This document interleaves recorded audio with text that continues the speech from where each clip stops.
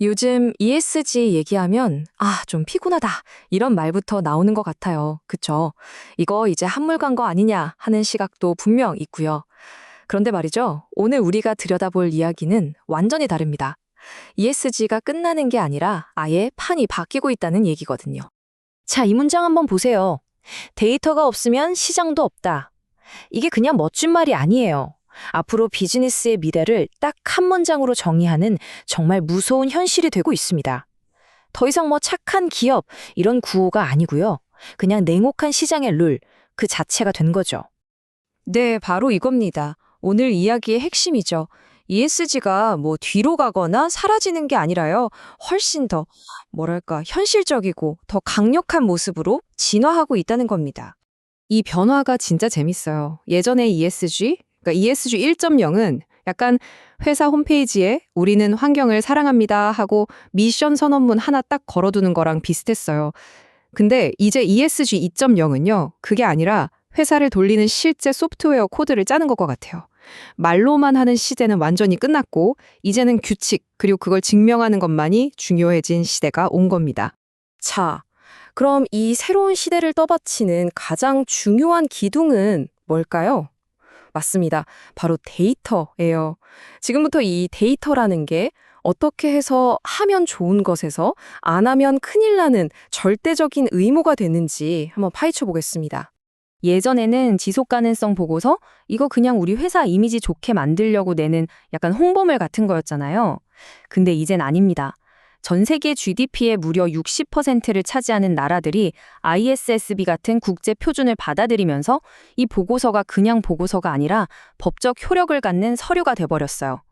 그러니까 이제 그린워싱, 즉 녹색 분칠을 하다가 걸리면 그냥 욕먹고 끝나는 게 아니라 어마어마한 벌금에 소송까지 당하는 진짜 돈 문제, 재무 리스크가 된 겁니다.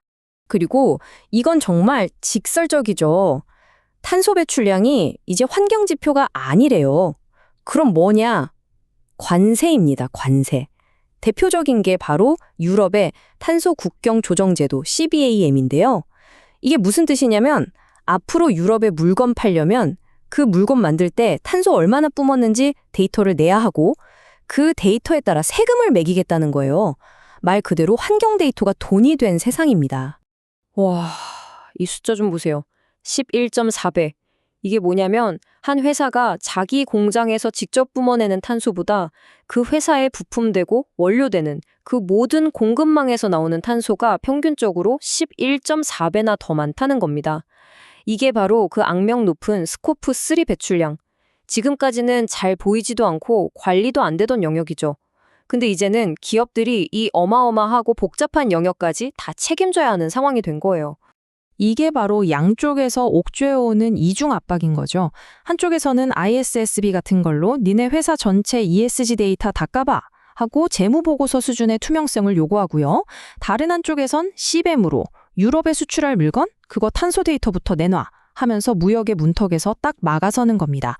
메시지는 아주 명확해요. 양쪽 어디든 검증된 데이터를 못 내면 시장에서 아웃될 수 있다는 강력한 경고죠. 자, 그럼 이 책임의 범위가 어디까지일까요? 우리 회사 담장 안에서 끝나는 얘기가 절대 아닙니다. 이제 원자재를 캐는 그 순간부터 최종 소비자 손에 들어갈 때까지 그 기나긴 여정, 즉 가치사슬 전체로 시야를 넓혀보겠습니다. 이 흐름을 한번 쭉 따라가 볼까요? 예를 들어 저기 어딘가에 있는 우리 회사 3차 협력사, 그러니까 협력사의 협력사 공장에서 아동 노동이나 환경 오염 문제가 터졌다고 칩시다. 예전 같으면 우리가 어떻게 거기까지 아냐 했겠죠. 근데 이제 유럽의 공급망 실사 지침 CSDDD라는 것 때문에 맨 꼭대기에 있는 우리 회사 원청 기업이 직접 책임을 져야 합니다. 한마디로 몰랐는데요. 이 변명이 이제 법정에서 토하지 않는 시대가 온 겁니다. 그리고 진짜 무서운 건 이 숫자입니다. 5%. 이게 그냥 이익의 5%가 아니에요. 회사 전체, 전 세계에서 벌어들인 글로벌 매출액의 최대 5%입니다. 상상이 가시나요? 이러니까 이제 공급망 관리라는 게 그냥 하면 좋은 일 정도가 아니라 회사의 생존이 걸린 그야말로 핵심 중에 핵심 문제가 된 거죠. 자, 지금까지는 이거 안 하면 큰일 난다라는 리스크와 규제 얘기를 좀 했는데요. 그럼 이게 다 위협이기만 할까요? 아닙니다. 이제부터는 관점을 확 바꿔서 이게 어떻게 돈이 되고 새로운 기회가 되는지, 즉 재무적인 현실을 들여다보겠습니다. 역시 이 변화의 중심에는 투자자들이 있죠. 투자자들 정말 똑똑하고 냉정해졌습니다. 이젠 그럴싸한 ESG 보고서나 우리는 착해요 같은 라벨 이런 거에 잘 안 속아요. 오직 그래서 이게 돈이 돼? 이걸 묻는 거죠. 실제 회사의 이익에 영향을 미치는 숫자로 증명된 데이터에만 돈이 몰리고 있다는 겁니다. 이 그래프가 그 증거를 아주 명확하게 보여주죠. 보세요. 예를 들어 산업안전 관리를 잘하는 회사는 시장 평균보다 매년 3.5%씩 수익률이 더 높았고요. 탄소 관리 잘하는 회사는 무려 12%나 더 높은 초과 수익을 냈습니다. 이게 무슨 뜻이겠어요? 이제 ESG 성과, 그것도 측정 가능한 성과가 곧 돈, 즉 재무 성과로 이어진다는 아주 강력한 시그널이죠. 그리고 여기서 아주 중요한 개념이 나옵니다. 바로 전환금융이라는 건데요. 이게 뭐냐면 시장이 이제 니네는 탄소 많이 뿜으니까 투자 안 해. 이렇게 무작정 외면하는 게 아니라는 거예요. 오히려 탄소를 많이 배출하는 산업이라도 우리가 앞으로 이렇게 저렇게 구체적인 데이터를 가지고 탄소를 줄여나가겠습니다. 라는 확실한 계획을 보여주면 그 변화에 돈을 투자해준다는 거죠. 핵심은 원래부터 착한 애를 찾는 게 아니라 나쁜 애가 착해지려는 걸 증명하는 것에 더 큰 기회가 있다는 겁니다. 자, 이제 결론을 향해 가볼까요? 우리가 지금까지 본 이 모든 것들, 이건 그냥 잠깐 스쳐 지나가는 유행 같은 게 아닙니다. 이건 글로벌 시장의 판 자체가, 그 기본 룰이 뿌리부터 바뀌고 있는 거대한 구조적 재편입니다. 자, 2026년을 준비하는 우리가 딱 3가지만 기억하면 됩니다. 첫째, 이제 말로만 하는 선언은 아무 의미 없습니다. 오직 규칙만이 존재합니다. 둘째, 데이터는 이제 새로운 돈입니다.